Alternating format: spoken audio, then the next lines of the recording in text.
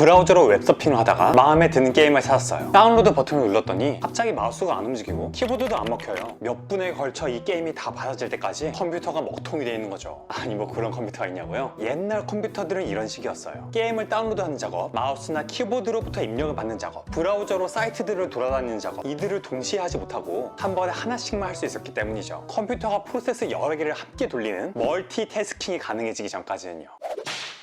여러분의 컴퓨터에서 실행할 수 있는 파일, 윈도우의 경우 이름 뒤에 XE가 붙어있는 그런 파일들을 프로그램이라고 해요. 그리고 그 프로그램이 실행돼서 돌아가고 있는 상태, 즉 컴퓨터가 어떤 일을 하고 있는 상태를 프로세스라고 하죠. 여러분이 방금 들었던 상황과는 달리 오늘날처럼 쾌적하게 컴퓨터를 사용할 수 있는 건 운영체제가 여러 개의 프로세스를 함께 돌리고 있기 때문이에요. 윈도우를 쓰고 계신다면 지금 당장 Ctrl Alt Delete 키를 누르고 작업 관리자로 진입하셔서 내 컴퓨터에 얼마나 많은 프로세스들이 지금도 열심히 돌고 있는지 확인하실 수 있죠. 여러 프로세스를 함께 돌리는 작업은 동시적, 병렬적 혹은 이 둘의 혼합으로 이루어져요. 나중에 더 깊이 다루겠지만 이 둘을 간단히 설명하자면 동시성은 프로세스 하나가 이것 조금 하고 이것 조금 하고 이것 조금 하고 이렇게 여러 작업을 돌아가면서 일부분씩 진행하는 거예요. 이렇게 진행 중인 작업을 바꾸는 걸 컨텍스트 스위치라고 하는데 여기에도 다양한 방식과 알고리즘이 쓰여요. 이 과정이 기똥차게 빨리 돌아가니까 사람들에게는 이 프로세스들이 마치 동시에 진행되는 것처럼 느껴지는 거죠. 병렬성은 프로세스 하나에 코어 여러 개가 달려서 각각 동시에 작업들을 수행하는 거예요. 듀얼 코어, 쿼드 코어, 옥타 코어 이런 명칭이 붙는 멀티코어 프로세서가 달린 컴퓨터에서 할 수 있는 방식이죠. CPU의 속도가 발열 등의 물리적 제약 때문에 예전만큼 빠르게 발전하지 못하게 되자 그 대안으로 코어를 여러 개 달아서 작업을 분담할 수 있도록 만든 거예요. 자, 그럼 이제 컴퓨터는 여러 개의 프로세스를 함께 돌릴 수 있게 됐어요. 이걸로 충분할까요? 아까 이야기한 브라우저도 하나의 프로그램이고 이게 돌면서 하나의 프로세스가 진행되고 있죠. 그런데 이 브라우저가 일을 할 때도 게임을 다운받는 동시에 다른 페이지들을 돌아다닐 수 있어야 되고 유튜브 영상의 데이터들을 받아오면서 받아지는 데이터로 영상을 재생할 수도 있어야 되죠. 한 프로세스 안에도 여러 갈래의 작업들이 동시에 진행될 필요가 있는 거예요. 이 갈래를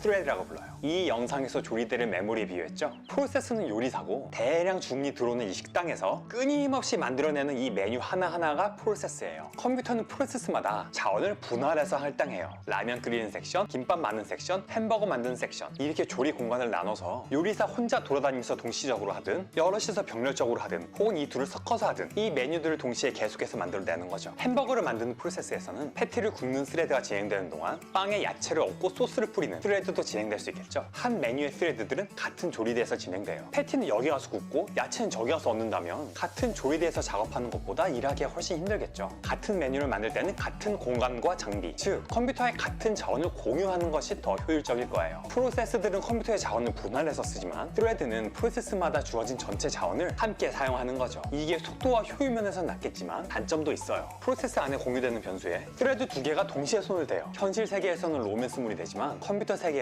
에러물이 돼요. 어떤 버튼을 누를 때마다 숫자가 1씩 올라가요. 스레드 둘이 이 버튼을 10번씩 누르면 결과물은 20이 나와야 하는데 그보다 적은 숫자가 나와버리죠. 둘이 버튼을 동시에 누르는 경우에는 숫자가 1만 올라가기 때문이에요. 시간 문제로 발생하는 이런 상황들을 예상하고 방지해야 되기 때문에 스레드를 사용하는 프로그래밍은 코드를 짜기도 디버깅을 해서 오류를 찾아내고 원인을 밝히기도 굉장히 까다로운 경우가 많아요. 다행히도 이런 작업들을 더 쉽고 안전하게 할 수 있는 보고들이나 프로그래밍 방식들이 오늘날의 개발자들을 많이 도와주고 있죠. 오늘은 좀 원시적인 방법으로 자바에서 스레드를 사용하는 프로그래밍을 해보려고 해요. 라면 끓이는 섹션에 버너가 4개 있다면 스레드도 4개를 만들어서 라면이 최대 4개까지 동시에 끓여지도록 프로그래밍 할 수 있겠죠. 전체 코드는 이 부분을 화면 정지해서 확인하시면 돼요. 라면 프로그램이란 이 클래스 파일 안에 메인 메소드를 돌리는 라면 프로그램 클래스, 그리고 라면 쿡이란 별도의 클래스를 하나 넣었어요. 라면 쿡은 러너블이라는 인터페이스를 사용하는데 이 말은 이 클래스에 필수적으로 런이라는 함수가 있어서 스레드에서 진행할 작업을 여기다 정의한다는 뜻이에요. 변수로 끓여야 할 라면의 수가 인테저로, 그리고 각 버너의 상태가 스트링 배열로 나오죠. 이 밑줄은 비어있다는 뜻이에요. 먼저 이 클래스의 객체가 만들어질 때 생성자에서 끓일 라면의 개수를 받아와서 라면 카운트에 적용해요. show 버너 함수를 만들어서 실행되는 시점마다 버너들의 상태를 출력해 주도록 하죠. 그리고 스레드가 실행되면 이 부분이 실행돼요. 더 끓일 라면의 수가 0이 될 때까지 반복하는 작업이죠. 먼저 라면을 하나 집어가서 라면 카운트를 하나 줄여요. 스레드 2개가 동시에 라면을 집어가면 실제로는 2개가 주는데 카운트는 하나만 줄겠죠. 이를 방지하기 위한 자바의 장치들 중 하나로 싱크로나이즈드 블럭이 있어요. 이 안에 있는 변수들은 한 번에 한 스레드만 손을 댈 수 있는 거죠. 시스템 아웃 프린트 라인은 이 내용을 출력하는 거예요. 그리고 버너들 4개 중에 빈 것을 찾아요. 해당 스레드의 이름으로 버너를 차지하고 불을 켜서 라면을 얹죠. 이 부분 역시 싱크로나이즈드로 둘 이상의 스레드가 한 버너를 켜지 못하게 해요. 여기서 버너들 상태 한번 출력해줍니다. 스레드의 슬립은 해당 스레드를 일정 시간 정지하는 거예요. 라면이 끓는 시간이 필요한 거죠. 60배속으로 해서 한 2초 걸린다고 칩시다. 순행면이에요. 라면이 다 끓으면 해당 버너를 끄고 비워야죠. 버너들 상태를 여기서도 한번 출력해주고 스레드마다 다음 라면을 끓이기까지 0초에서 1초까지 랜덤으로 시간이 걸리도록 하기로 해요. 이렇게 하면 순서가 어느 정도 뒤엉키도록 할 수 있겠죠. 메인 함수에서 라면 총 개수를 변수로 받아와서 이 라면 쿡의 인스턴스를 만들고 이 인스턴스로 4개의 스레드를 만들어서 실행해보기로 해요. 각 스레드는 A, B, C, D로 이름을 붙였어요. 이 클래스를 컴파일하고 라면 개수를 50으로 줘서 실행을 해볼까요? 자, 이 스레드들이 돌면서 상태들이 출력되죠. A, B, C, D 각 스레드들이 빈 버너를 찾아서 켜고 끌 때마다 버너들의 상태가 이렇게 변하는 걸 볼 수 있죠. 스레드들이 이렇게 순서가 섞여 나오는 걸 보면 각각이 동시에 진행되고 있다는 걸 볼 수 있죠. 마지막에 이렇게 주어진 개수의 라면이 다 끓여지고 버너들도 다 꺼진 모습을 볼 수 있네요. 알겠나요? 이렇게 스레드를 사용하는 코드들을 살펴보고 짜보고 해서 이해하고 나면 오늘날 사용되는 보다 고급스러운 동시선 프로그래밍을 더 잘 활용할 수 있게 하는 기초 지식이 될 거예요. 잘못되거나 미흡한 설명들 댓글로 지적 부탁드리고요. 오늘도 즐거워하세요.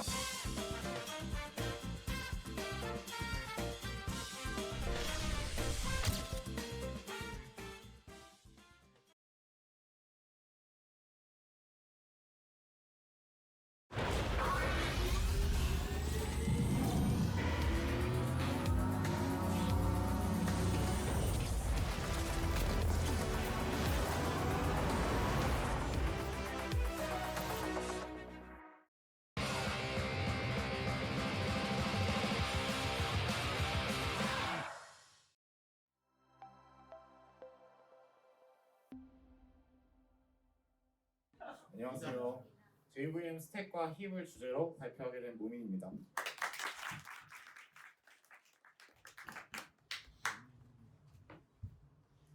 목차는 정리하니까 이거밖에 없더라고요. 먼저 JVM이 뭔지 얘기를 하고 그 다음에 내부가 어떻게 되는지 그리고 제가 바이트 코드 예제를 준비했어요. 그거로 마무리하도록 하겠습니다. JVM이 뭐냐? 문제가 있어요. 문제가 있는데 C나 C++는 컴파일하는 플랫폼과 타겟 플랫폼이 다를 경우 프로그램이 동작하지 않습니다.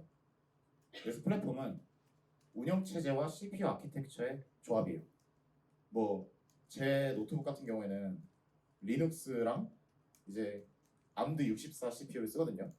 이런 조합이 이제 플랫폼인데 C나 C++는 컴파일하고 나면 그 기계 코드가 타겟 플랫폼의 디펜던트하기 때문에 컴파일하는 플랫폼이랑 다를 경우에는 동작할 수가 없어요. 왜 그러냐면 OS마다 지원하는 시스템 콜 인터페이스가 다르고 또 CPU 아키텍처마다 지원하는 인스트럭션스 아키텍처가 달라요.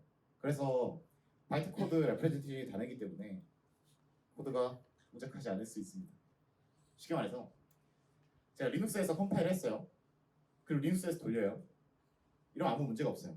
우리가 미션 할 때 보통 이렇게 하잖아요. 내 컴퓨터에서 컴파일하고 내 컴퓨터에서 돌리고 C나 C++도 이건 괜찮아요. 문제는 리눅스에서 컴파일해서 나온 실행 파일을 윈도우로 돌리면 안 돌아가요. 이게 문제예요. 이걸 해결하기 위해서 타겟 플랫폼에 맞춰서 컴파일을 해야 되는데 이걸 크로스 컴파일이라고 합니다. 리눅스에서 윈도우를 타겟으로 잡고 컴파일을 할 수 있어요. 이런 걸 해주는 걸 크로스 컴파일러라고 합니다. 그러고 나서 나온 타겟 프로그램은 윈도우에서 동작을 하는 거예요. 이런 식으로 C++나 C 진영은 문제를 해결했어요. JVM은 이 문제를 근본적으로 해결했는데 자바 소스 코드가 자바C라는 컴파일러를 거치고 나면 자바 바이트 코드가 돼요. 이 자바 바이트 코드는 JVM이 설치된 플랫폼이라면 어떤 플랫폼이든 상관없이 잘 동작합니다. 물론 JVM이 이 기계와 즉 플랫폼과 관련된 지저분한 작업들을 대신 해주기 때문에 가능한 거예요. 따라서 여러분이 윈도우면 윈도우용 JVM을 설치하고 그 위에서 리눅스에서 컴파일한 자바 바이트 코드를 실행해도 아무 문제가 없는 거죠. 이런 식으로 JVM은 접근했습니다. 이거를 썬 마이크로 시스템즈 자바 만든 회사죠. Write once, run anywhere. 네가 짠 자바 코드를 컴파일해서 배포하면 어떤 플랫폼이든 상관없이 실행시킬 수 있다.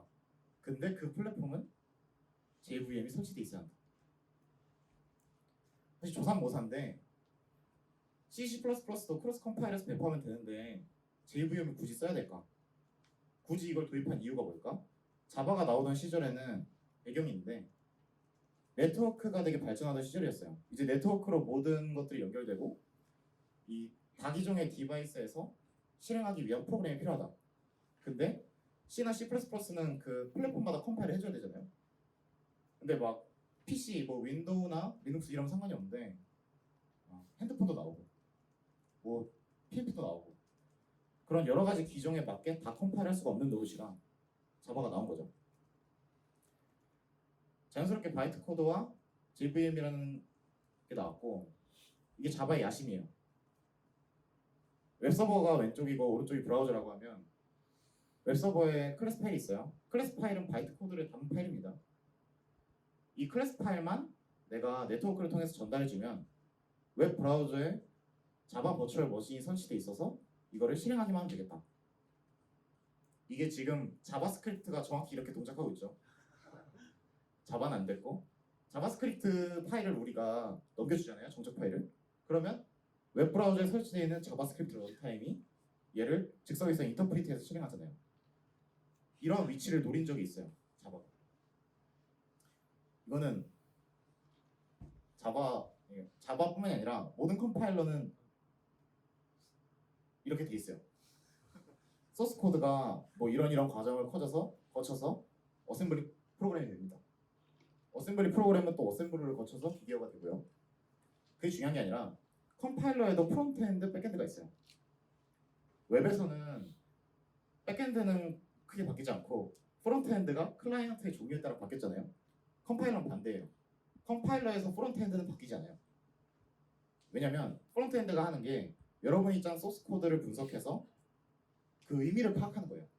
그래서 AST라는 게 Abstract Syntax Tree거든요. 이 추상적으로 표현하고 그거를 Intermediate Representation이라는 걸 번역하기 때문에 이거는 플랫폼이랑 아무 관련이 없어요. 프론트엔드가 하는 게. 근데 백엔드는 계속 바뀔 수밖에 없는 게 여기서는 실제 이 중간계층 표현을 어셈블리 언어로 바꿔야 되거든요. 근데 이 어셈블리 언어란 건 운영체제나 기계에 디펜던트 하단 말이에요. 그래서 얘는 이제 이 백엔드만 윈도우용이 있고 리눅스용이 있고 뭐 그런 게 있는 거고 맥용이 있고 프론트엔드는 공유를 하는 거예요. 이런 레이어드 아키텍처로 되어 있습니다. 컴파일러가. 자바는 C나 C++ 컴파일러는 이걸 통째로 컴파일러가 해줘요.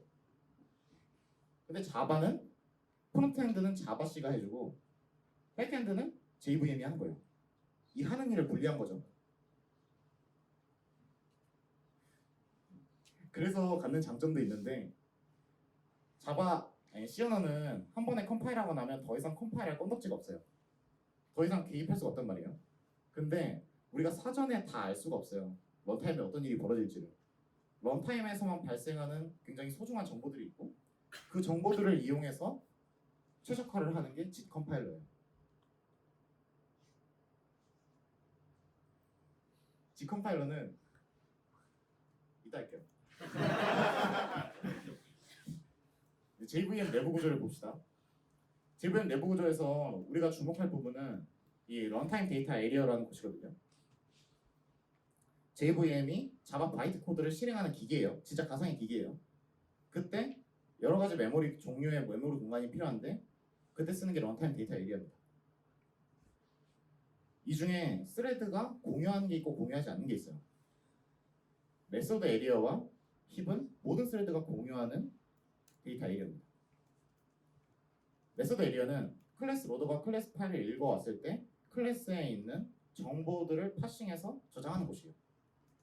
뭐 변수가 어떤 게 있는가, 메소드가 어떤 게 있는가, 뭐 정적 변수는 어떤 게 있는가, 바이트 코드는 어떤가 이런 것들을 다 저장하는 곳이 메소드 에리어라고 보면 됩니다. 힙은 프로그램을 실제로 실행하면서 생성한 모든 객체 인스턴스를 저장하는 곳이에요. 이제 얘네들은 스레드마다 존재를 하는데 자바 스택과 PC 레지스터, 네이티브 메소드 스택이에요. PC라는 건 프로그램 카운터입니다. 각 스레드는 어떤 메서드를 항상 실행하고 있어요. 그때 PC는 그 메서드 안에서 바이트 코드 몇 번째 줄을 실행하고 있는지를 나타내는 역할을 합니다. 스택은 스레드별로 한 개만 존재하고 스택 프레임은 메서드가 호출될 때마다 생성돼요. 그러니까 이 스레드 1의 빨간색이 스택이고 아래로 성장을 하는 거예요. 그때 맨 위에 있는 스택 프레임은 메인 메서드예요. 그리고 그 밑에 있는 스택 프레임은 메인 메서드에서 호출한 어떤 메서드고 그 밑에 있는 그 메서드에서 호출한 어떤 메서드. 즉 메서드 호출의 그 트레이스와 똑같다고 보면 될 것 같아요. 메서드 실행이 끝나면 당연히 스택 프레임은 팝되어 스택에서 제거됩니다.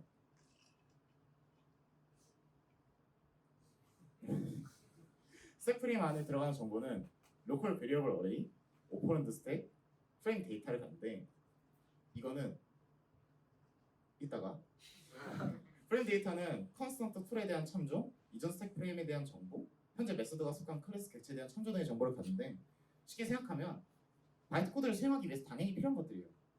내 메서드가 어떤 클래스에 속하는지 뭐 이런 것들이잖아요. 네이티브 메서드 스택은 자바 바이트 코드가 아닌 C나 C++로 작성된 코드를 컴파일해서 사용하는 경우가 있어요. JVM 성능 향상을 목적으로. 그때 사용되는 메서드입니다. 제가 자바 코드를 짰어요. 더블 변수 3개를 선언하고 1.0으로 초기화하고 포지션이라는 데다가 이니셜 더하기 레이트 곱하기 60. 결과는 61.0이잖아요. 이거 바이트 코드로 바꾸면 이렇게 돼요. 이거는 인텔리제이 플러그인입니다. 아까 로컬 베리어블 어레이를 좀 이따 설명한다고 했는데 이거예요. 로컬 변수가 들어가 있는 어떤 테이블이라고 보시면 되고 여기 보면은 왼쪽에 인덱스가 있고 오른쪽에 args, 포지션, 이니셜, 레이트 이렇게 있잖아요. args, 포지션, 이니셜, 레이트 얘네입니다. 오퍼런드 스택은 이제 설명할 거고 프로그램 카운터는 내가 이제 실행할 바이트 코드의 몇 번째 줄인지 그거. 이제 한 줄씩 들어가 볼게요. 오퍼런드 스택에 1.0을 푸시하라는 명령어예요. 이게 바이트 코드 더블 컨스턴트 1 스토어라고 하면은 오퍼런드 스택이 어떤 값인지 모르겠지만 그걸 꺼내서 로컬 베리어블 어레이 1번 인덱스에 저장을 하는 뜻이에요. 더블 스토어 1 1번 인덱스에 포지션이라는 값이 있으니까 포지션에 1.0을 넣으라는 것과 같죠? 아까 제가 초기화 코드 넣은 게 이렇게 해석이 된 거예요. 바이트 코드로. 얘도 마찬가지고 얘는 이제 이니셜에 1.0 초기화한 거고 레이트에 1.0을 초기화한 거죠. 로드는 로컬 베리어블 어레이에 있는 값을 읽어서 오퍼런드 스택에 넣는 작업을 하는 거예요. 더블 로드 3번 인덱스에 있는 걸 읽어서 오퍼런드 스택에 넣어라. 이 스택이 어떻게 사용되는지 잘 보세요. 이번엔 5번 인덱스에 있는 값을 오퍼런드 스택에 푸시해라.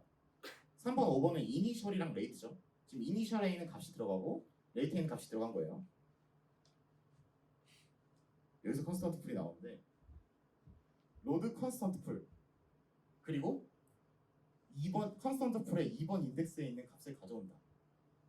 근데 여기서 우리가 상수로 표현하는 값들을 리터럴이라고 하거든요. 리터럴.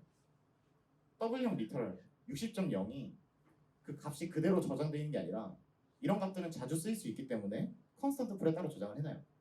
그 컨스턴트 풀에 있는 값을 가져서 사용할 때 이 명령어를 씁니다.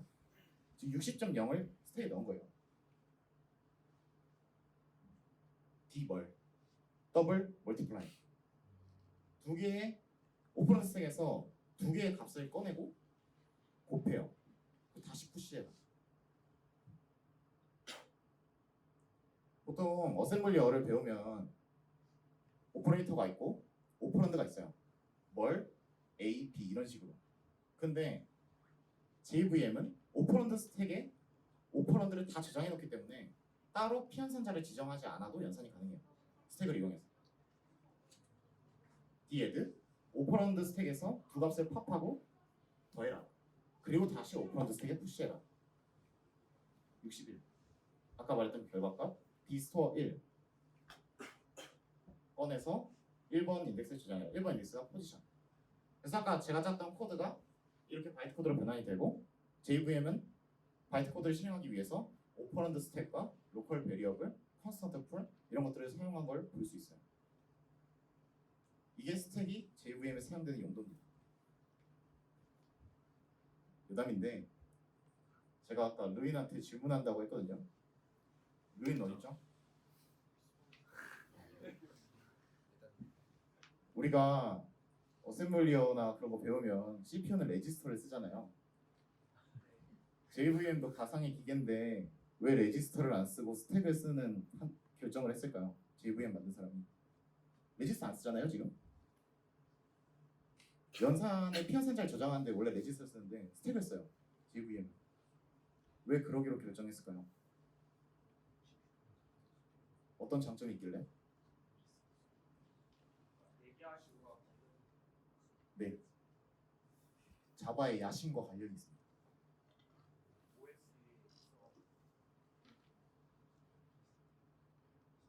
아니고요.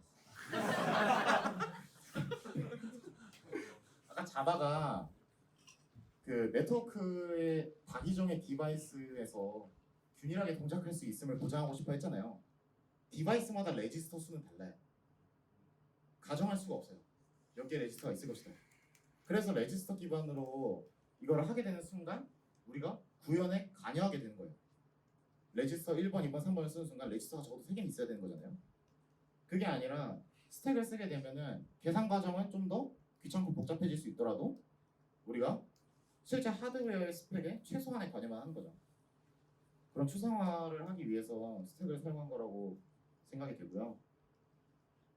또 보면은 코드가 컴팩트하잖아요. 그래서 네트워크로 전송할 때도 이득이 되고 그런 측면에 자바의 철학이나 욕심이 담겨 있습니다. 근데 이게 마음에 안 들어서 안드로이드의 달빙 머신은 레지스터를 쓰거든요. 그래서 그건 JVM이 아니에요. 제가 공부한 레퍼런스는 자바 버추얼 머신 스페시피케이션이라는 책이 있는데 이거는 자바 버추얼 머신이 어떤 기능을 제공해야 된다는 그런 명세를 나타낸 거고 실제 구현은 하스팟 구현, 뭐 IBM 구현 다 다르거든요. 그래서 인사이드 자바 버추얼 머신은 그 자바 버추얼 머신의 구현까지 들어가서 보통 어떤 선택들을 했고 어떻게 구현을 했는지를 나타내고 있어요. 이 두 개의 책이 많은 도움이 됐습니다. 질문 있나요?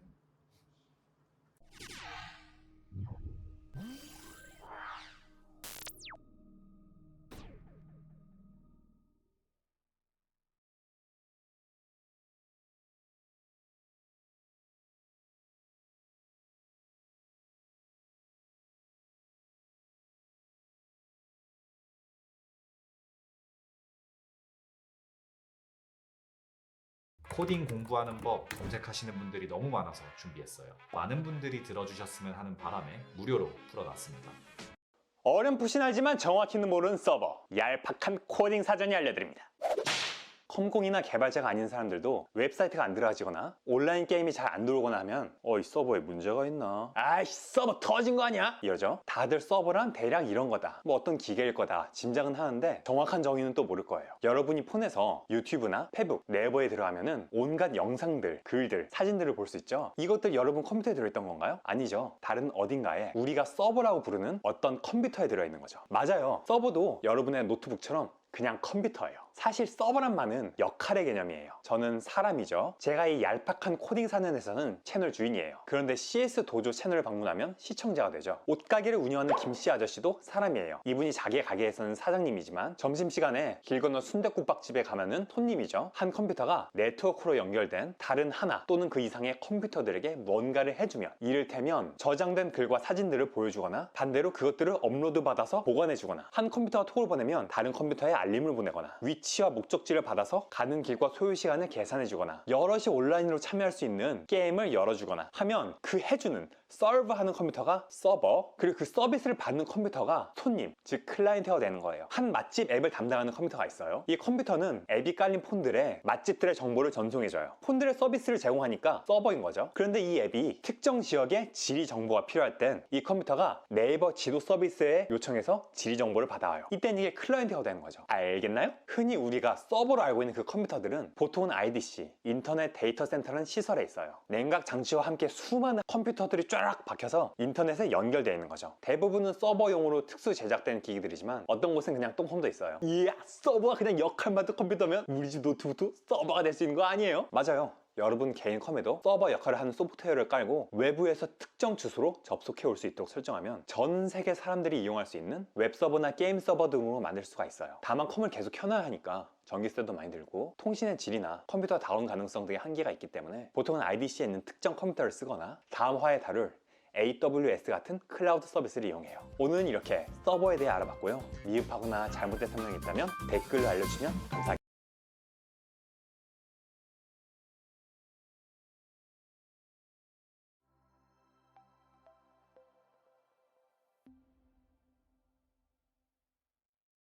시작할게.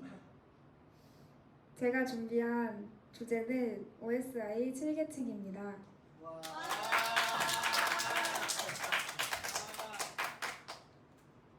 어떤 사람을 위해 준비했냐면요.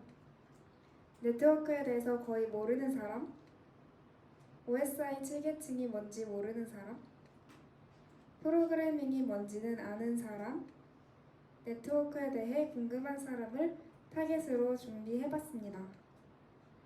시작하기에 앞서 요약적, 초상적인 설명은 피하려고 하고요.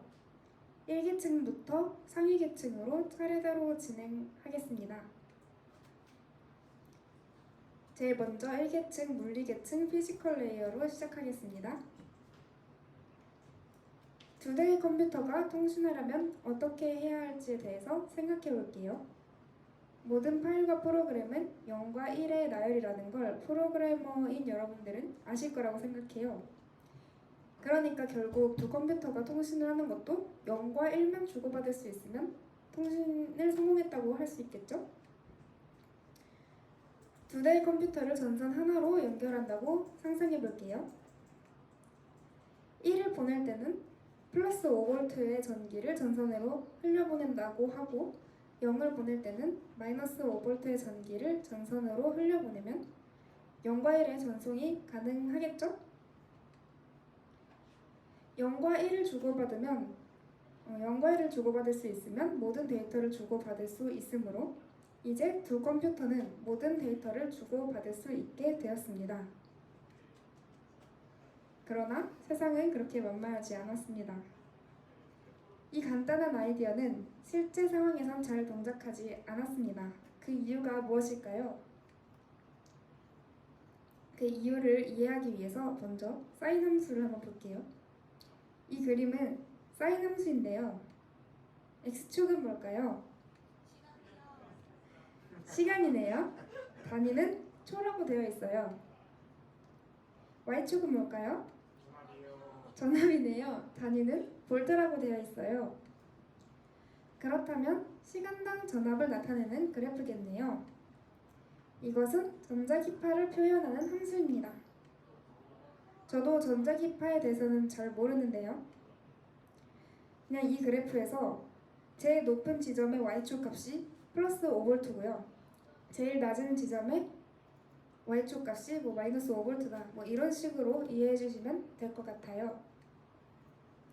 혹시 물리를 배우신 적이 있다면 이 전자기파의 주파수가 얼마인지 계산할 수 있을 것 같죠? 여기 보시면 1초가 여기고요. 주파수란 1초당 진동한 횟수를 말합니다.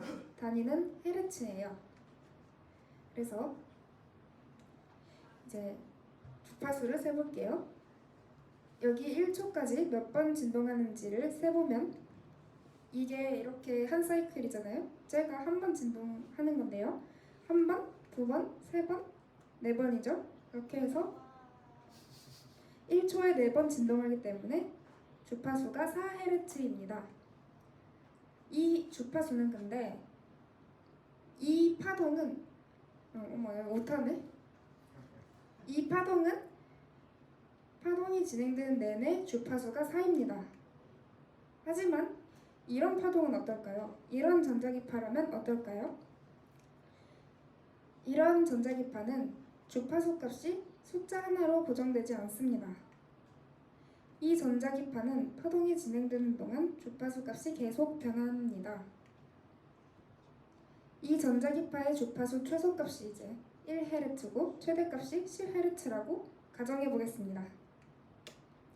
그런데 전선은 모든 주파수를 다 통과시키지는 못합니다. 예를 들어서 어떤 전선은 5Hz에서 8Hz의 전자기파만 통과시킬 수 있다고 할 수 있어요. 이제 어떤 전선은 이럴 수도 있다 이거죠. 그래서 그런 전선이 있다고 해볼게요. 여기로 아까 그 주파수 최소값이 1Hz고 최대값이 10Hz인 전자기파를 흘려보낸다고 해볼게요. 그러면 이 전선은 근데 5에서 8Hz만 통과시킬 수 있기 때문에 반대쪽에서 받았을 때는 1에서 5Hz 구간과 8에서 10Hz 구간은 손상되어서 전송이 안 된 채로 전달됐을 거예요. 그러면 처음에 보냈던 데이터와 처음에 보냈던 신호와 나중에 받은 신호가 달라지죠. 그런데 앞서 두 대의 컴퓨터가 통신하려면 0과 1을 주고받을 수 있으면 된다고 했었어요.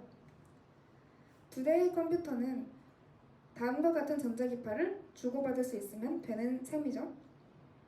많이 보신 그림이죠. 그런데 수직선과 수평선이 있는 전자기파는, 그러니까 얘도 지금 전자기파 그래프잖아요. X축, Y축이 아까 그 그래프랑 같으니까. 근데 이렇게 수직선, 수평선이 있는 전자기파는 항상 0에서 무한대 헤르츠의 주파수 범위를 가집니다. 왜 그런지는 설명 안 할 거고요.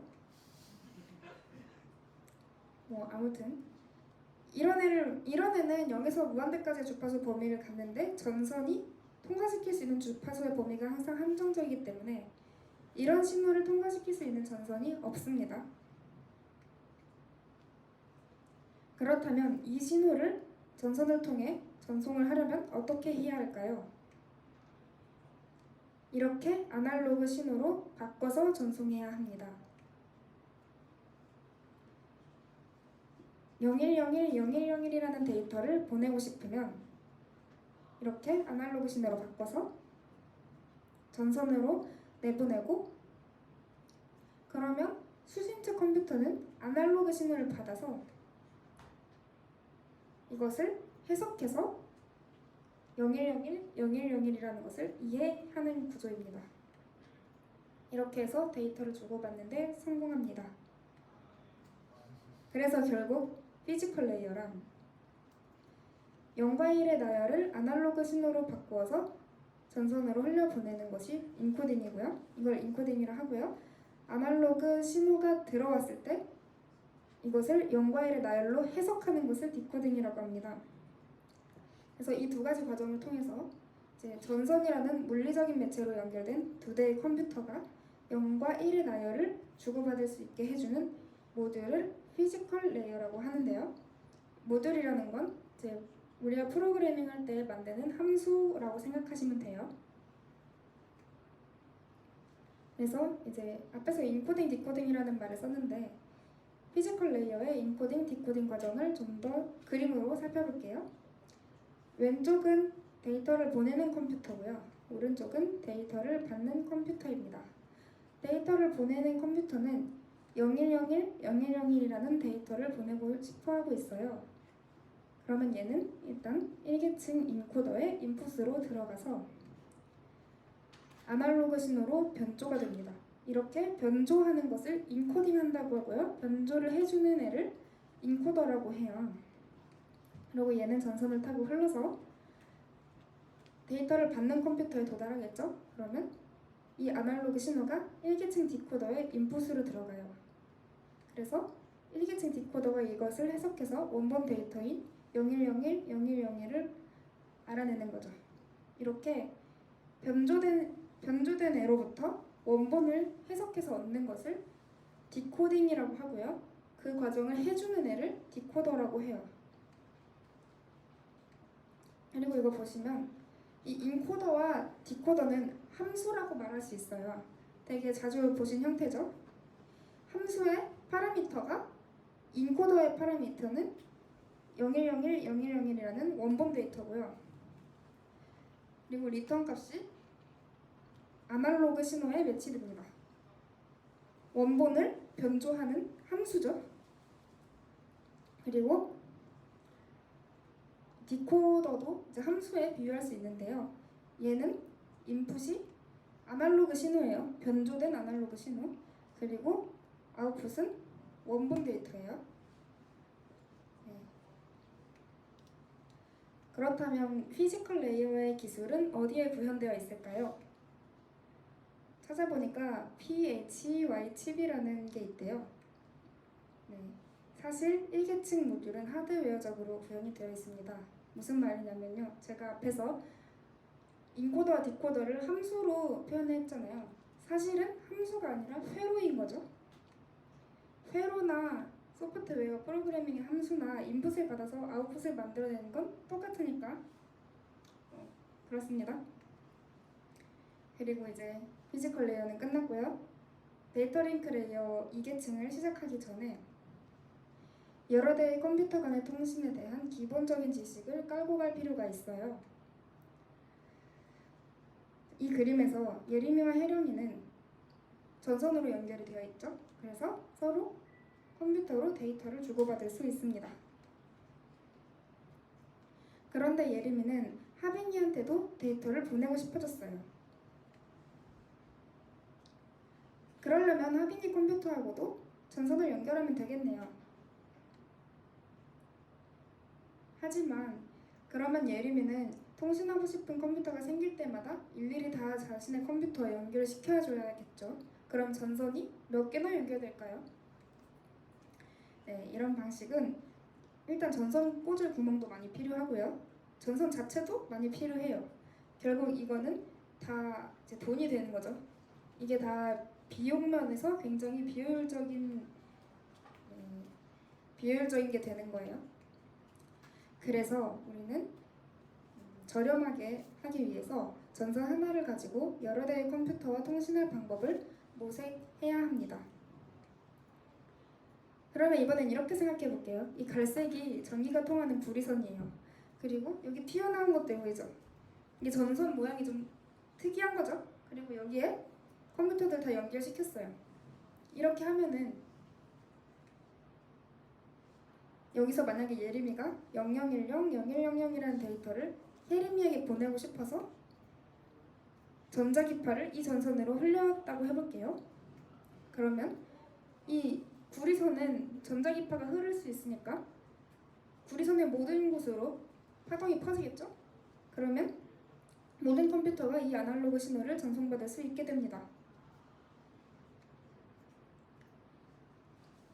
예림이는 혜림이한테 데이터를 보내고 싶었는데 비록 다른 세대의 컴퓨터의 데이터를 받긴 했지만 결과적으로 혜림이도 아날로그 신호를 받았으니까 전송에는 성공한 거죠. 그럼 이제 가운데를 관통한 전선, 이 가운데의 전선 얘를 구겨서 빈 상자 안에 넣어보겠습니다. 어떻게 하겠다는 거냐면요. 여기를 구겨서 상자 안에 넣겠다는 건데요. 그러면 이런 모양이 되겠죠.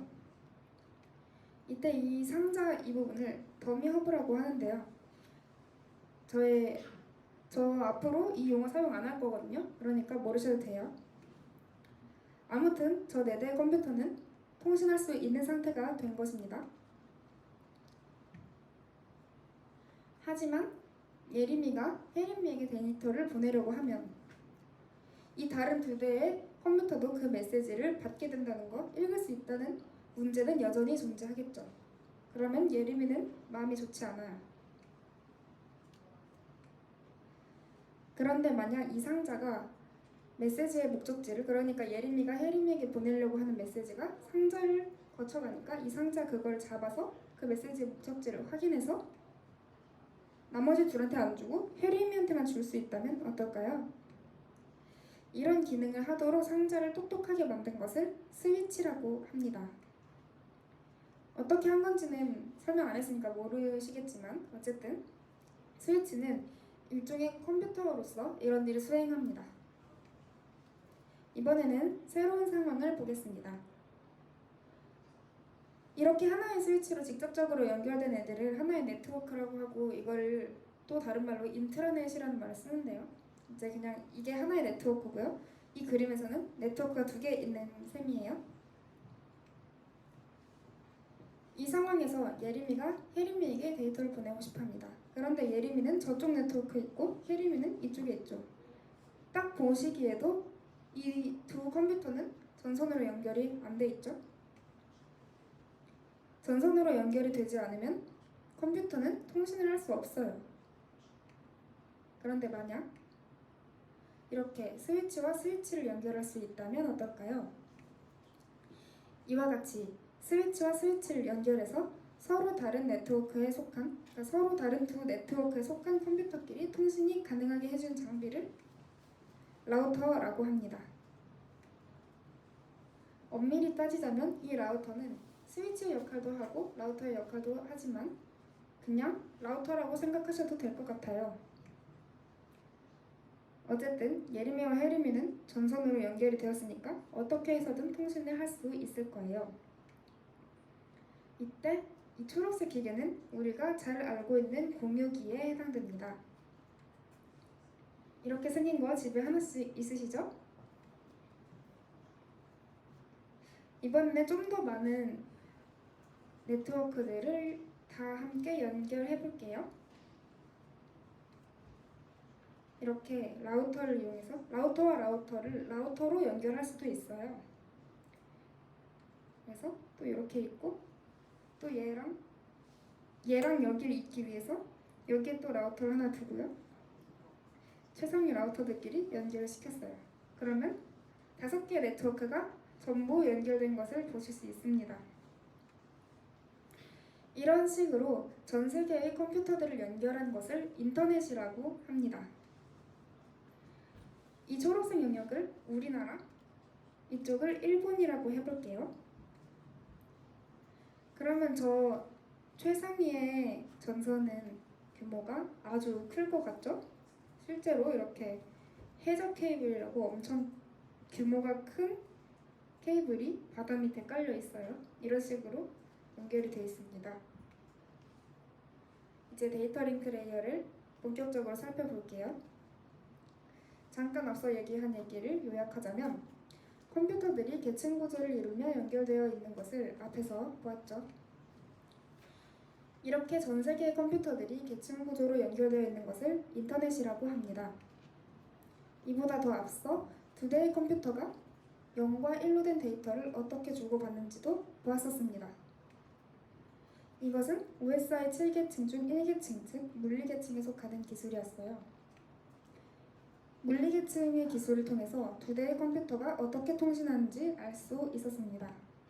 그러나 1계층에 속하는 기술만으로는 여러 대의 컴퓨터가 통신하도록 만들 수가 없어요. 그렇다면 이제 여러 대의 컴퓨터가 어떻게 통신하는지 알아보겠습니다. 보시면 4대의 컴퓨터가 하나의 스위치를 통해 연결되어 있어요. 그리고 여기 예림이가 있네요. 예림이의 컴퓨터로 나머지 3대의 컴퓨터가 거의 동시에 데이터를 보냈습니다. 그러면 예림이의 컴퓨터는 데이터를 이런 식으로 받게 됩니다. 쟤들이 다 이렇게 쭉 붙어 있는 거 보이시죠? 이거를 어떻게 끊어 읽는지에 따라서 올바르게 데이터를 얻을지 아니면 전혀 엉뚱한 데이터를 받게 될지가 결정될 것 같지 않나요?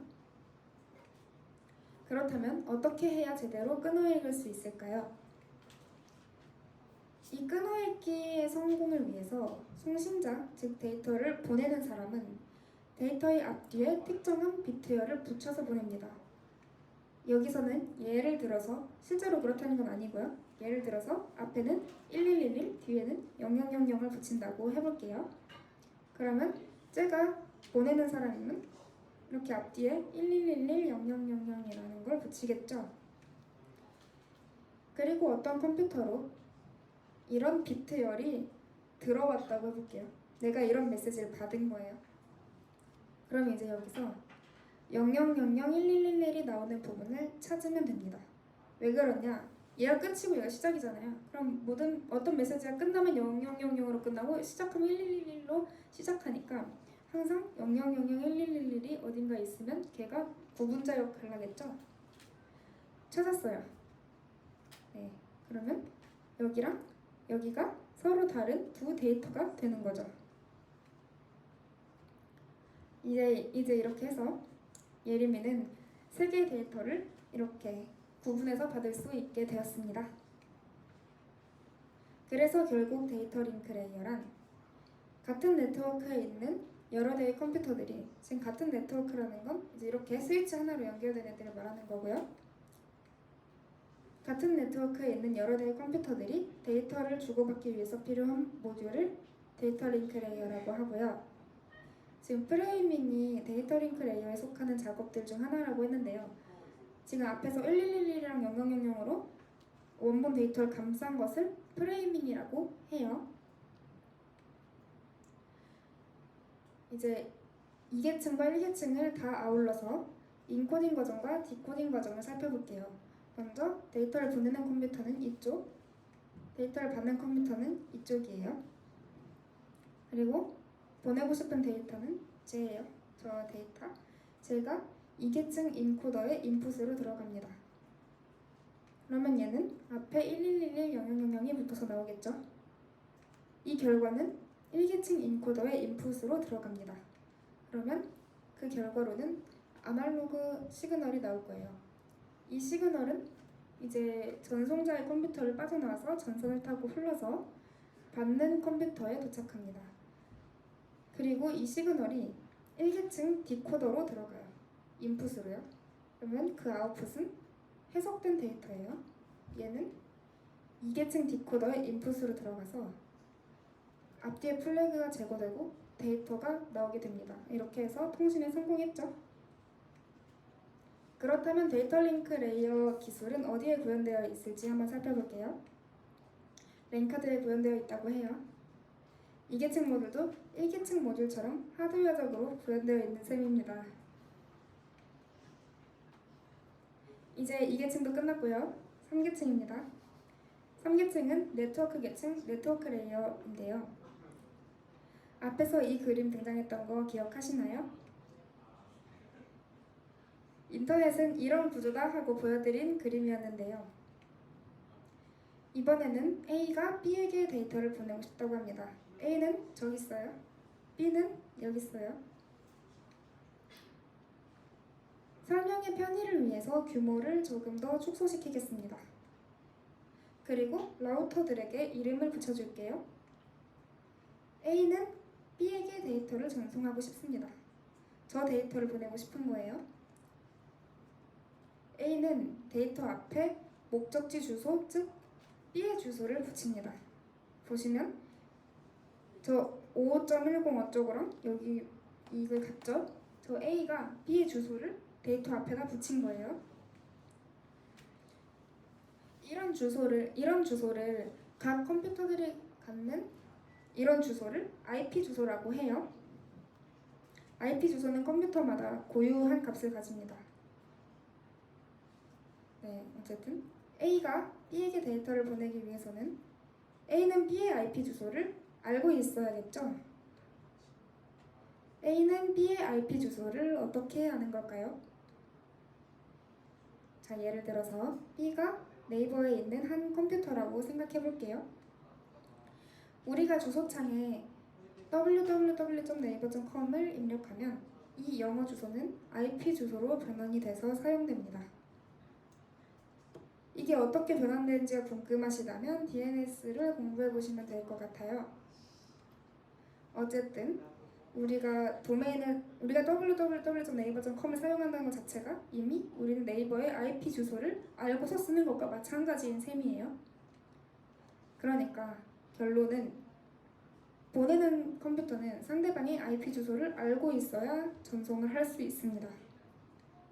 아무튼 이제 앞으로 저 초록색까지 이렇게 데이터 앞에 무적지 IP 주소 붙인 거 째를 패킷이라고 부를게요. 이제 패킷의 여행을 따라가 보겠습니다. 가장 먼저 A가 라우터 가에게 패킷을 전달합니다. 사실 A는 전선으로 직접 연결된 게 가밖에 없죠 지금. 그러니까 가한테 보낼 수밖에 없어요. 가는 이 패킷을 받아서 패킷을 열어봅니다. 그리고 목적지 IP 주소를 확인했어요. 가는 생각했어요. 나랑 연결된 컴퓨터 중에는 55.10.54.75인 컴퓨터가 없네? 지금 가에 4개의 컴퓨터가 직접적으로 연결이 되어 있는데 얘네들 중에는 이 주소의 컴퓨터가 없는 거죠. 그러면 가는 이 패킷을 마에게 줄 수밖에 없는 거예요. 그래서 가는 데이터를 다시 포장한 다음에 자신과 연결되어 있는 유일한 라우터인 마에게 전달합니다.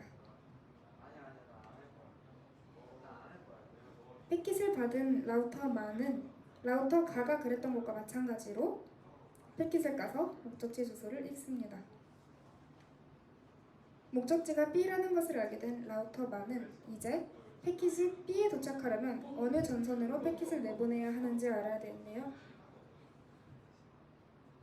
이게 무슨 말이냐면 우리는 딱 보면 이제 마에서 저 마에 있는 데이터가 여기에 도착하기 위해서는 이 전선을 데이터가 이렇게 타고 와야 이렇게 와야 도착한다는 거를 알겠죠? 그치만 마의 입장에서는 여기 가로 연결된 전선으로 이 데이터를 보내야 할지 아니면 나로 연결되어 있는 전선으로 데이터를 보내야 할지 아니면 여기 바로 연결된 전선으로 데이터를 보내야 할지 알 수 없어요. 마는 어떻게 데이터를 바에게로 전달해야 한다는 것을 알아낼 수 있을까요? 여기에 대해 궁금하시다면 라우팅을 자세히 공부해 보시길 바랍니다. 우리는 그냥 라우터 마는 자기가 어떤 데이터를 B에게 도달하게 하기 위해서는 무조건 라우터 바에게 줘야 한다는 걸 미리 알고 있었다고 가정할게요. 그러면 라우터 마는 다시 데이터를 패킷으로 포장해요. 그리고 얘를 라우터 바에게 넘겨줍니다. 이렇게 패킷이 바에 도착했어요. 그러면 라우터 바는 마가 했던 것과 똑같은 방법으로 라우터 라에게 패킷을 보냅니다.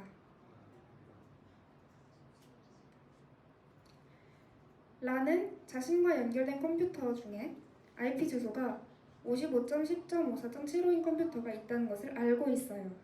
보시면 라에 B가 직접 연결되어 있으니까요. 그래서 라는 B에게 패킷을 줍니다. 이렇게 해서 A에서 출발한 패킷이 B로 무사히 도착했습니다. 그래서 결국 네트워크 레이어란 수많은 네트워크 연결로 이루어지는 인터네트워크 속에서 이 말이 무슨 뜻이냐면 아까 전에 이 지금 얘랑 얘 이렇게 해서 총 4개의 네트워크들이 연결이 돼 있는 거예요. 얘네들은 다 각자의 네트워크들인데 라우터끼리의 연결을 통해서 여러 네트워크들이 연결이 됐죠.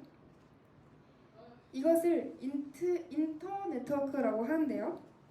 그 속에서 어딘가에 있는 목적지 컴퓨터로 데이터를 전송하고 싶어요. 그럴 때 IP 주소를 이용해서 길을 찾죠. 그리고 자신의 다음 라우터, 그러니까 마의 입장에서 다음 라우터인 바에게 데이터를 넘겨주는 것. 이것이 네트워크 레이어에 속하는 모듈입니다. 여기서 라우팅이랑 포워딩이라는 단어가 있는데요. 아까 라우팅 그냥 궁금하시면 해보시라고 했는데 포워딩에 대해서는 말 안 했어요. 근데 언급 안 했으니까 무시하세요. 왼쪽에 데이터를 보내는 컴퓨터가 있고요. 오른쪽에 이번에는 수신 측이 아니라 라우터예요. 정확히 말하면 데이터가 이제 보내는 컴퓨터에서 보내고 싶은 데이터가 처음에 3계층 인코더의 인풋으로 들어가요. 그래서 얘는 앞에 목적지 IP 주소가 붙어서 나오죠. 얘는 이제 뭐라고 생각하시면 되냐면 구속차이라고 생각하시면 되고요. 객체 지향에 더 익숙하신 분들은 객체라고 생각하시면 돼요. 구속차나 객체나 둘 다 안에 변수가 있잖아요. 필드가 있잖아요. 그 변수 중에 하나에 데이터를 넣고 또 다른 변수를 만들어서 거기에 목적지 주소를 담는 이런 식인 거예요. 아무튼 저게 이계층 인코더의 인풋으로 들어갑니다. 그리고 그 결과는 이제 앞뒤에 1111이랑 0000 붙은 게 나오겠죠? 얘는 다시 1계층 인코더의 인풋으로 들어가서 아날로그 신호가 돼서 나와요. 얘는 전선을 타고 넘어가서 인접한 라우터에 들어가고요. 라우터의 1계층 디코더를 통해 1차적으로 0과 1로 해석이 되고요. 이것이 2계층 디코더를 통과하면서 앞뒤에 플래그 1111과 0000이 없어져요. 얘는 3계층 디코더로 들어가서 이제 앞에 IP 주소는 이미 사용이 되고 데이터만 남죠. 얘는 다시 3계층 인코더로 들어가서 앞에 목적지 IP 주소가 붙고요.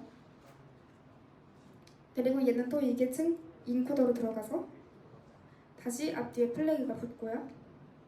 얘는 또 1계층 인코더로 들어가서 아날로그 신호가 되어서 다음 순서인 라우터에게 전달됩니다. 그렇다면 네트워크 기술은 어디에 구현되어 있을까요? 운영체제의 커널에 소프트웨어적으로 구현되어 있습니다. 네트워크 레이어 끝났고요. 이제 4계층 트랜스포트 레이어 전송 계층을 시작하겠습니다. 앞에서 네트워크 레이어까지 하면서 인터넷상의 모든 컴퓨터가 서로와 통신할 수 있게 됐어요. 데이터를 받는 수신자는 전 세계의 컴퓨터로부터 데이터를 받을 수 있게 됐습니다. 그래서 이제 이 컴퓨터가 이 세 개의 데이터를 전 세계 어딘가로부터 받았다고 해볼게요. 그리고 이 컴퓨터에는 여러 개의 프로그램들이 실행되고 있었겠죠.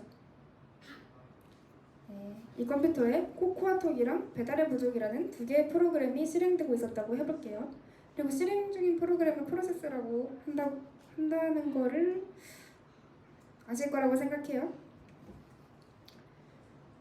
이제 컴퓨터는 자기가 받은 세 개의 데이터들을 저 프로세스들에게 나눠주려고 합니다. 그런데 어떤 데이터를 무슨 프로세스에게 줘야 할지 컴퓨터가 어떻게 알 수 있을까요?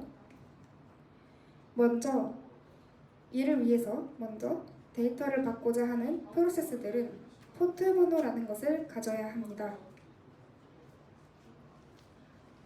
포트 번호란 하나의 컴퓨터에서 동시에 실행되고 있는 프로세스들이 서로 겹치지 않게 가져야 하는 정수값입니다.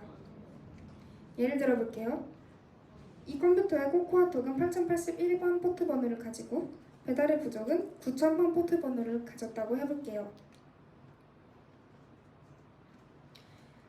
한편 이제 송신자가 데이터를 보내는 사람이 데이터를 보낼 때 그 목적지 컴퓨터의 프로세스 중에서 어떤 프로세스에게 줄지를 자기가 미리 알고서 그 프로세스의 번호를 데이터 앞에다 붙여줘야 됩니다. 데이터 전송자는 이 목적지 프로세스의 포트 번호가 9000이라는 걸 미리 알고 있는 건가요? 라고 누군가 물어볼 수 있겠죠? 네, 맞아요. 잠깐 딴소리인데요. 검색창에 네이버.com 저렇게 입력을 하는 건요. 사실 뒤에 땡땡80이 생략된 거예요. 네, 해보시면 땡땡80 말고 땡땡81이나 82 써보면은 접속이 안 될 거예요. 그러니까 우리는 네이버의 포트 번호도 알고 있는 셈이네요. 네, 아무튼 다시 수신자의 컴퓨터로 돌아와 보겠습니다. 얘는 데이터를 받는 컴퓨터고 저 두 개의 프로세스가 돌고 있어요. 그리고 이런 데이터가 들어왔고 또 얘도 들어왔고 얘도 들어왔어요. 이제 첫 번째 메시지를 뜯어볼게요. 포트 번호가 8081번이네요. 그러면 이 데이터는 코코아톡한테 주면 되겠네요. 다음 메시지 뜯어볼게요.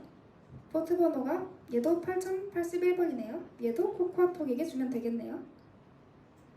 다음 메시지는 포트 번호가 9000번인 걸 보니까 배달의 부족 거예요. 그러면 얘도 얘도 이렇게 자기 프로세스를 잘 찾아갈 수 있겠죠? 그래서 결국 트랜스포트 레이어란 포트 번호라는 걸 사용해서 도착지 컴퓨터의 최종 도착지인 프로세스, 즉 실행 중인 프로그램에까지 데이터가 도달하게 하는 모듈입니다.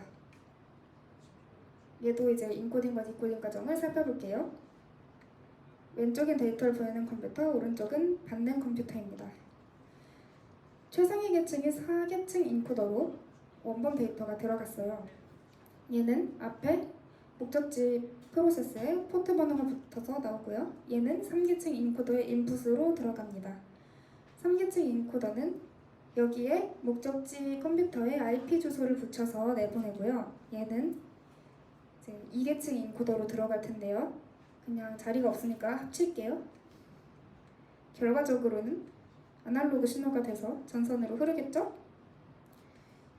얘도 또 도착지에 1, 2계층 디코더를 통과하면서 이런 애로 나와요.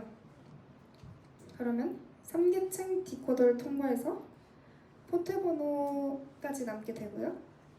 얘는 4계층 디코더를 통과하면서 이제 이 포트 번호를 활용해서 특정 프로세스에게 전달이 되면은 저 상태로 전달이 되겠죠. 그렇다면 트랜스포트 레이어 기술은 어디에 구현되어 있을까요?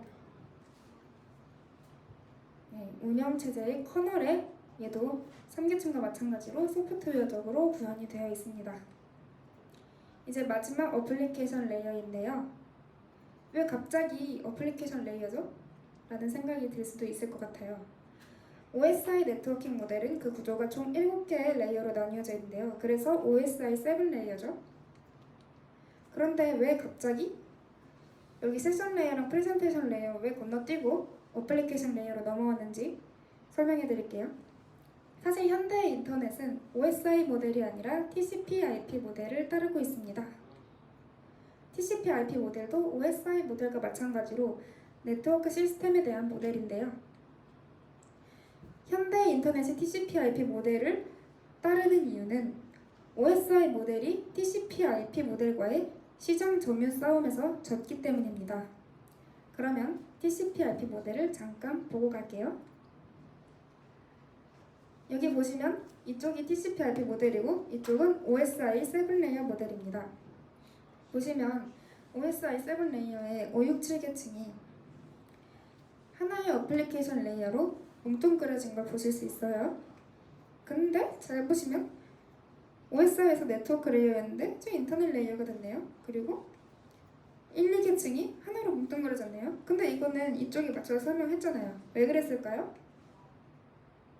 사실 TCP/IP 모델이 업데이트되면서 좀 바뀌었다고 합니다. 아마 업데이트는 좀 예전에 된 것 같아요. 아무튼 보시면 오리지널 TCP의 설계는 이랬는데 TCP/IP 업데이티드 설계는 이런 모양이에요. TCP/IP 모델이 업데이트되면서 오히려 이 1, 2계층과 트랜스포트 네트워크 이 아래 계층은 OSI 모델과 완전히 똑같아졌죠. 근데 여기는 그대로네요. 그래서 어플리케이션 이쪽만 뭉뚱그려서 TCP/IP 업데이티드 모델에 맞춰서 설명하려고 합니다. 그리고 오늘날 TCP/IP 오리지널보다 TCP/IP 업데이티드가 많이 사용되고 있다고 해요. 이제 어플리케이션 레이어로 다시 돌아올게요. 혹시 TCP/IP 소켓 프로그래밍에 대해서 들어보신 적 있나요? 혹시 해보셨을 수도 있을 것 같은데요.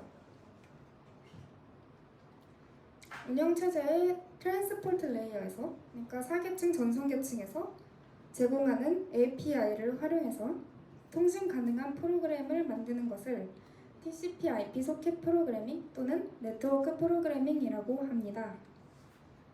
소켓 프로그래밍만으로도 클라이언트 프로그램과 서버 프로그램을 따로따로 만들어서 동작을 시킬 수 있어요. 뿐만 아니라 TCP/IP 소켓 프로그래밍을 통해서 누구나 자신만의 어플리케이션 레이어, 인코더와 디코더를 만들 수 있습니다. 이게 무슨 뜻이냐면요.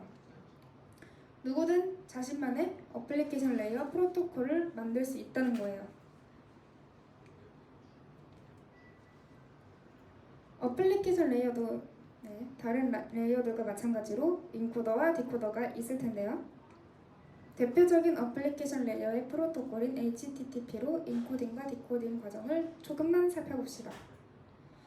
HTTP를 이해하기 위해서는 먼저 클라이언트와 서버 패러다임을 알아야 합니다. 네, 그런데 사실 여기 계신 분들이 다 백엔드 개발자분들이어서 클라이언트 서버 패러다임에 대해서 누구보다 잘 아실 거예요. 뿐만 아니라 HTTP의 세부적인 부분에 대해서도 익숙하실 거라고 생각해요. 난 아닌데? 라고 생각하신다면 이 키워드가 익숙하시다면 이미 익숙한 거예요. 헤더, 바디, 리퀘스트, 리스폰스, 스테이터스 코드 이런 거 익숙하시죠? 그러니까 이미 알고 있는 지식을 활용해 보겠습니다. 어떤 분은 이런 지식이 없을 수도 있겠지만 아무튼 이번엔 데이터 전송 측이 서버 컴퓨터예요. 사실 데이터 전송 측은 클라이언트일 때도 있고 서버일 때도 있는데 이번 예시에서는 서버일 때로 할게요. 그리고 데이터 수신 측은 클라이언트 컴퓨터로 할게요. 전송 측이 서버면 수신 측은 클라이언트겠죠. 전송 측이 클라이언트의 예시를 들었다면 수신 측이 서버가 됐겠지만 지금 그냥 이대로 할게요. 서버에서 뭐 해라는 데이터를 내려주고 싶어요. 그러면 HTTP 인코더를 통과하면서 앞에 스테이터스 코드가 붙는 겁니다. 사실 스테이터스 코드 말고도 되게 많은 게 붙죠. 근데 예시를 들자면 저렇다 이겁니다. 그리고 사계층 인코더의 인풋으로 얘가 들어가요. 그러면 얘는 앞에 포트 번호가 붙어서 나오겠죠?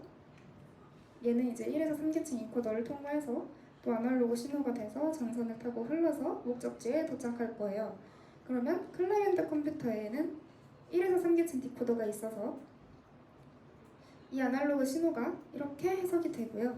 얘는 4계층 디코더로 들어가서 이렇게 바깥의 데이터들은 제거되고 그 안쪽의 데이터가 꺼내지고 얘는 HTTP 디코더를 통과하면서 이렇게 데이터를 꺼낼 수 있게 되는 것입니다. 물론 모든 컴퓨터는 항상 거의 대부분 우리의 범용 컴퓨터는 데이터를 전송하기도 하고 수신하기도 하죠. 그러니까 우리 컴퓨터에는 당연히 인코더와 디코더가 다 있겠죠. 네, 여기까지 제 설명은 끝이고요. 이제 추가로 여기 계신 분들 다들 MVC 패턴 익숙하실 거라 생각해요. MVC 패턴은 소프트웨어 아키텍처 중 하나인데요. MVC와 마찬가지로 소프트웨어 아키텍처 중에 레이어드 아키텍처라는 아키텍처가 있습니다. 이 레이어드 아키텍처를 따르는 대표적인 예가 네트워크 시스템입니다. 그러니까 네트워크 시스템은 하나의 커다란 소프트웨어라고 할 수 있습니다. OSI 7레이어 모델은 이 거대한 네트워크 소프트웨어의 구조를 설명하는 것입니다. 네, 많은 도움이 되었길 바랍니다. 감사합니다.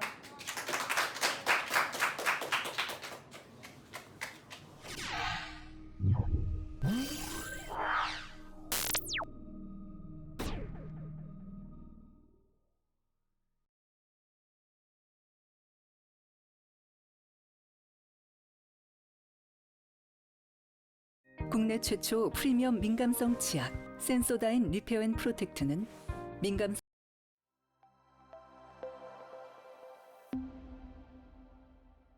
안녕하세요. 루인이라고 하고요. TCP, UDP 발표를 하게 됐어요. 진행해 볼게요. 옥차는 이런 방식으로 했어요. 일단 TCP, UDP만 하기에는 전송 계층에 대한 설명이 어느 정도는 필요하다고 생각을 했거든요. 그래서 일단 잠깐 넣었는데 일단 트랜스포트 레이어에 대해서 그냥 한마디로 정의를 하자면 엔드 포인트 간에 신뢰성 있는 데이터 전송을 담당하는 계층이라고 이해하시면 되는데요. 솔직히 이거 한마디로는 이해하시기가 조금 난감하실 거예요. 그래가지고 줄쳐 있는 부분 있잖아요. 이쪽 부분. 이거 두 개를 키워드로 이해를 하시면 좋을 것 같거든요. 예를 들어 신뢰성 같은 경우에는 데이터를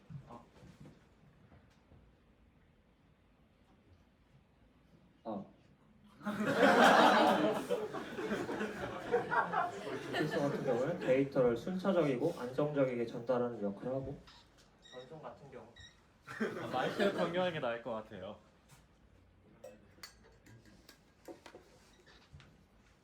이어서 할게요. 전송 같은 경우에는 포트 번호에 해당하는 프로세스의 데이터를 전달한다고 보시면 되는데, 저는 뭐 신뢰성 같은 경우에는 나중에 언급을 하겠지만 전송 같은 경우에는 그 언급 안 할 거거든요. 그래가지고 이 점에 대해서 좀 유념해 두셨으면 좋겠어요. 이 전송은 포트 번호에 해당하는 프로세스의 데이터를 전달한다. 그래가지고 트랜스포트 레이어는 신뢰성 있는 데이터를 포트 번호에 해당하는 프로세스에 전달한다고 이해하시면 될 거예요. 사실 이렇게까지 말했는데도 사실 와닿지는 않을 거예요. 그래가지고 만약에 트랜스포트 레이어가 없다면 그 결과물이 어떻게 될지를 한번 보면서 이 트랜스포트 레이어에 대해서 중요성을 한번 판단해 볼 가치가 있다고 생각을 했어요. 제일 첫 번째는 데이터의 순차 전송이 원활하지가 않아요. 전송 계층이 없으면. 예를 들어 뭐 통신자가 1, 2, 3 이런 식으로 분할을 해가지고 데이터를 전송했는데 이런 식으로 잘못 올 수가 있고, 그러면 이거 통신자가 의도한 데이터 전달이 아니게 되겠죠. 그리고 흐름 문제가 있는데, 흐름 문제 같은 경우에는 원인이 송수신자 간의 데이터 처리 속도 차이 때문이에요. 일단 이렇게 하면 와닿지가 않을 텐데, 뭔가 예를 들어서 설명을 해드리면, 예를 들어 뭐 통신자가 있다고 해요. 통신자가 수신자한테 데이터를 보내요. 근데 데이터를 보내는 거는 마음껏 할 수 있잖아요. 근데 문제는 수신자 쪽에서 뭐 웹서버라든가 그런 프로그램 쪽에서 처리하는 속도가 더딜 수가 있거든요. 근데 컴퓨터 같은 경우에는 우리의 뇌처럼 한계가 있어요. 데이터 저장량에. 그래가지고 그 한계를 넘을 시에 그 이후에 데이터가 송신이 된다면 그 데이터량을 초과해가지고 한계량을 초과해가지고 데이터가 누락이 되겠죠. 그런 상황이 발생하고, 이 컨제스션 문제라는 혼자 문제가 발생할 수도 있는데, 이거는 네트워크 관련해서 문제가 발생해서 뭐 통신자 쪽에서 계속 데이터를 보내도 뭐 네트워크 쪽에서 뭐 흐름을 타고 안 오니까 결국 뭐 데이터가 안 오고 통신이 뭐 제대로 안 되겠죠. 이와 같은 문제가 발생해가지고 결과적으로는 그 데이터에 손실이 발생하고, 뭐 예를 들어 뭐 헬로 나이스 투 미츠라고 뭐 메시지를 보냈다고 해요. 그럼 뭐 이런 식으로 갑자기 데이터가 손실이 돼가지고 뭐 너를 뭐 지옥으로 보내겠다 뭐 이런 식으로 선전포가 됐을 거예요. 굉장히 중요한 문제라 가지고 그 사람들이 고민을 했어요. 뭐 그래서 나온 개념이 바로 트랜스미션 컨트롤 프로토콜이라는 개념인데, 그 아까 전에 말씀드렸다시피 그 전송 계층 신뢰성 있는 데이터를 전송하는 거잖아요. 그래서 TCP라는 것은 신뢰성 있는 데이터 통신을 가능하게 해주는 프로토콜이라고 한마디로 정의할 수 있고, 그 TCP의 가장 중요한 특징 중 하나는 커넥션을 연결한다는 거예요. 근데 이 커넥션 연결에 관해서 이따가 나중에 3웨이 핸드쉐이크 설명할 때 얘기를 해드릴 거고, 그 일단은 양방향 통신이라고 알아두시면 될 것 같고요. 그리고 이거 이 세 가지 있잖아요. 데이터 순차 전송 보장, 플로 컨트롤, 컨제션 컨트롤 아까 전에 얘기했잖아요. 트랜스포트 레이어에서 발생하는 없을 때 발생하는 문제점, 그런 걸 해결할 수 있고 TCP에서, 그리고 오류 감지까지 할 수 있어요. 에러 디텍션을 해가지고 체크성 확인한 다음에 오류 감지할 수 있고요. 그 다음에 제가 설명을 해드릴 부분이 바로 세그먼트라는 건데, 그 IP 프로토콜의 패킷처럼 그 프로토콜 안에서 데이터가 처리되고 움직이고 하잖아요. 그럴 때 그 데이터의 단위를 세그먼트를 하거든요. 이 세그먼트 같은 경우는 어플리케이션 단에서, 예를 들어 뭐 TCP 위에 레이어가 있겠죠. 그쪽 단에서 데이터를 이렇게 전송을 하면 TCP 프로토콜 안에서 이거를 자릅니다. 내부적으로 자른 다음에 TCP 헤더라는 걸 추가해요. 나중에 설명해 드릴게요. 이렇게 TCP 헤더라는 걸 데이터에 추가를 한 다음에 만들어지는 것이 있는데, 이게 바로 세그먼트라고 해요. 이걸 가지고 그 프로토콜 안에서 처리하고 이동하고 하겠죠. 그리고 아까 전에 TCP 헤더 설명해 드린다 했는데 지금 해드릴게요. TCP 헤더 같은 경우에 아까 전에 그 강조를 했어요. 그 전송이라는 게 포트 번호로 뭐 전송을 한다. 그래서 여기 보시면 소스 포트 중요하게 적혀 있고, 그다음에 시퀀스 넘버랑 억놀리지먼트 넘버라는 게 있는데, 이거는 그 아까 전에 말씀드린 뭐 전송 계층의 순차 전송의 신뢰성을 보장하는 그런 역할을 담당하는데, 이거에 대해서는 자세한 설명을 안 할 거예요. 너무 복잡해가지고. 그리고 그래서 제가 언급하고 싶은 중요한 부분이 그 9비트의 플래그 필드라고 해요. 이거 같은 경우에는 TCP 연결을 제어하고 데이터 관리를 하는 부분이에요. 이거 9개.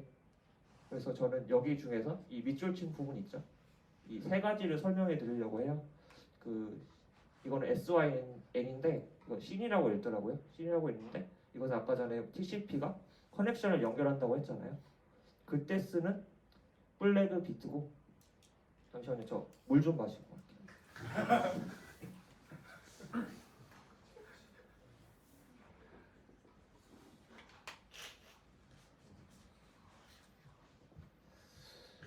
씬 같은 경우에는 아까 전에 커넥션을 연결할 때 쓰는 플래그라고 했죠. 그 다음에 핀 같은 경우에는 커넥션을 연결했을 때 나중에는 또 끊어야 되잖아요. 그때 쓰는 플래그 비트고 이 ACK 같은 경우에는 데이터를 전송하면 받는 사람이 있잖아요.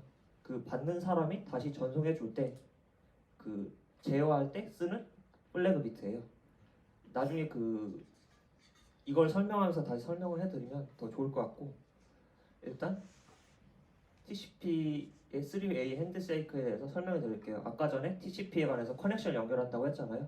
이게 그 커넥션을 수립하는 과정이거든요. 일단 저는 클라이언트 서버라고 예를 들었어요. 일단 그리고 이거를 첫 번째부터 세 번째까지 예를 들어가면서 설명을 해드릴게요. 씬 같은 경우는 아까 전에 커넥션을 연결할 때 쓰는 플래그라고 했죠. 클라이언트에서 서버에서 연결을 일단 신청을 할 때 먼저 씬에다가 비트를 1로 설정합니다. 그 다음에 패킷을 송신을 하고 이쪽에서 서버에서 받겠죠. 서버에서 받는다는 건 아까 전에 말씀드린 게 데이터를 받으면 에크라는 걸로 데이터를 받았다는 걸 알려야 되겠죠. 그리고 그래서 에크를 1로 설정하고 보냅니다. 다만 아까 전에 말씀드린 부분이 커넥션 같은 경우에 양방향이라고 그랬잖아요. 얘가 통로를 연결해도 얘도 이렇게 연결을 해야 돼요. 그래가지고 씬을 보내가지고 나도 너랑 통로를 연결하고 싶다. 이런 식으로 해서 씬과 알크 비트를 1로 설정해서 패킷을 송신합니다. 송신하고 그리고 클라이언트가 받겠죠. 그럼 얘도 얘 서버도 지금 나랑 통로를 연결하고 싶구나 이런 생각이 들고 그래서 통로를 연결한 다음에 알았다는 신호를 또 다시 보내요. 에크를 1로 설정해서요. 그래서 결국 상태가 혹시 윈도우 쓰시는 분은 아시겠지만 네스텔 했을 때 이스태블리시드 리슨이 이런 식으로 뜰 거예요. 만약에 커넥션이 연결됐다면 이런 식으로 이스태블리시드라고 상태가 바뀝니다. 그리고 이렇게 커넥션이 연결이 됐잖아요. 양방향으로. 그러면 이제 데이터 송수신을 해야겠죠. 데이터 송수신을 좀 간단히 설명해 드리면 클라이언트에서 패킷을 보내요. 아무 패킷을 보내고 그 다음에 받은 곳에서 무조건 에크를 보냅니다. 잘 받았으면. 그리고 만약에 에크를 못 받았으면 예를 들어 패킷을 못 받았다 그러면 이쪽에서 잠시 동안 기다리다가 클라이언트에서 잠시 동안 기다리다가 에크가 안 오네 하고 다시 패킷을 보냅니다. 이런 과정을 통해서 신뢰성 있는 통신을 이룩하고 있어요. TCP 같은 경우에는. 그리고 아까 전에 커넥션을 연결했으면 끊어야 된다고도 했잖아요. 그래서 이게 끊는 과정인데요. 처음에는 클라이언트 쪽에서 일단은 데이터를 다 보낼 거잖아요. 그러면 더 이상 보낼 데이터가 없으니까 커넥션을 끊어야 되겠죠. 그래서 핀을 1로 설정하고 송신을 합니다. 서버 쪽으로. 그럼 서버 쪽에서 아까 전에 말씀드렸다시피 데이터를 잘 받았다고 에크를 보내야 돼요. 1로 설정을 해서. 그래서 에크를 1로 설정한 다음에 다시 보냅니다. 이쪽으로 보내고 여기서 제일 중요한 점은 아까 통로 연결할 때와 다르게 서버 쪽에서는 클라이언트로 보낼 데이터가 아직 남아있다는 거예요. 이상적으로 통신을 하면 남아있지 않을 수도 있겠지만 클라이언트 쪽에서 다 보냈다고 해서 서버 쪽에서 다 보냈을 경우는 없을 수 있거든요. 그래서 잠시 동안 시간을 둡니다. 타임 웨이터는 상태로 대기한 다음에 시간을 둬서 서버 쪽에서 패킷을 계속 전달을 해요. 그리고 패킷을 모두 전달한 다음에 클라이언트처럼 똑같이 이런 식으로 핀을 1로 설정을 해서 다시 패킷을 보내요. 그 다음에 이쪽에서도 이제 이 에크를 받았고 잠시만요. 에크를 받았고 타임 웨이트 상태가 지나고 클로스드가 되고 얘가 핀 신호를 보낸 다음에 얘도 이제 알았다는 신호인 에크를 보내겠죠. 에크를 보내서 다시 에크를 받으면 이 서버도 이제 상태를 클로스드 하게 됩니다. 그래서 이 과정을 통해서 커넥션 연결하고 데이터 송수신하고 커넥션을 끊는 과정이 모두 끝나게 됐어요. 설명이. 사실 뭐 TCP에 대해서 언급을 했고 뭐 좋은 점만 말했는데 TCP에도 문제점이 많아요. 뭐 예를 들어 뭐 전송의 신뢰성은 보장하지만 그 매번 커넥션을 뭐 3웨이 핸드쉐이크로 연결하기 때문에 시간 손실이 어쩔 수 없이 발생할 수밖에 없고 패킷을 조금만 손실해도 재전송을 무조건 해야 돼요. 아까 전에 뭐 에크를 못 받으면 다시 재전송을 했잖아요. 어쩔 재전송을 해야 되는데 뭐 아까처럼 뭐 메일 같은 경우에는 뭐 중요한 데이터 같은 경우에는 이런 과정이 장점이 될 수 있어요. 다만 예를 들어 이게 사진인데요.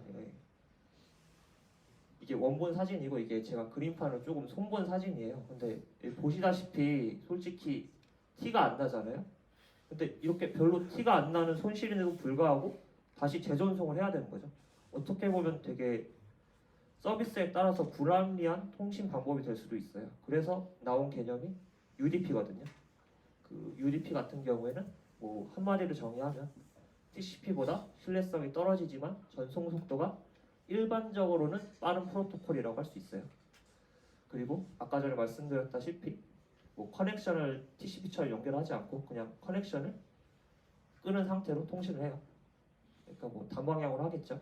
그리고 이거 같은 경우에 아까 전에 TCP의 뭐 제어 기능 같은 거 있잖아요. 컨제스천 컨트롤이나 그런 거 해주지 않고요 전혀. 그래서 체크썸에서 그냥 에러만 검출해줄 뿐이에요. 그리고 아까 전에 말씀드렸다시피 비교적 데이터의 신뢰성이 중요하지 않을 때 사용을 합니다.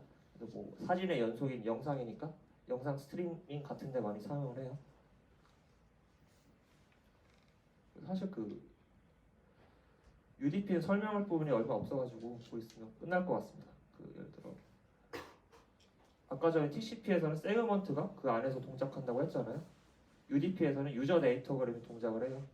아까처럼 어플리케이션 단에서 데이터가 내려와가지고 그 데이터를 UDP 헤더를 추가해가지고 만들어지는데 이게 바로 유저 데이터그램이거든요. 근데 여기서 TCP하고 차이점은 TCP 쪽에서는 데이터를 쪼갰잖아요. 아까 컷 해가지고.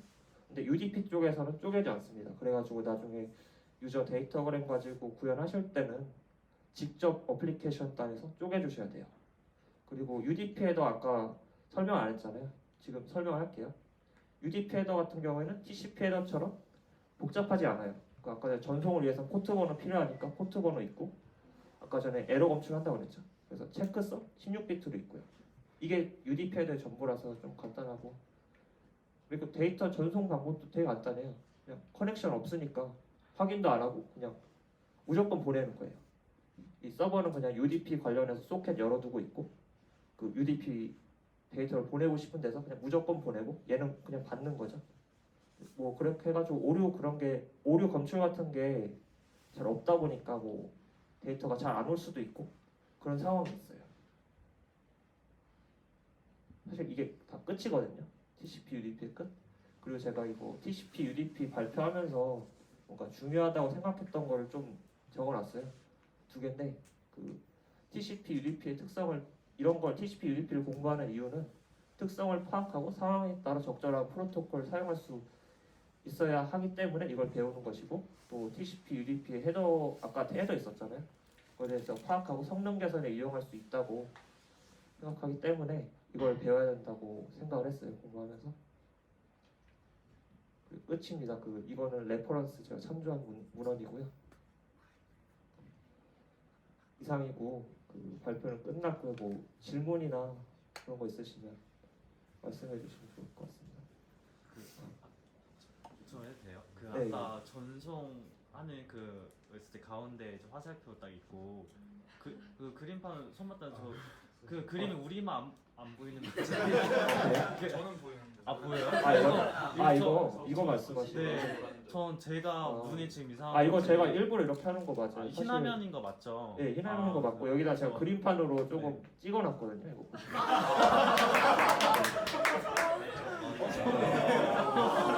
그쵸, 내가 이상한 거 아니었죠?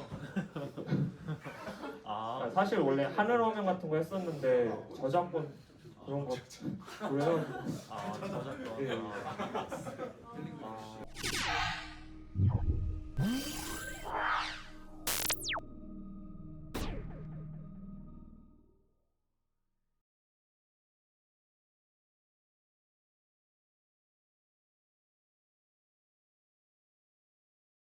하나님께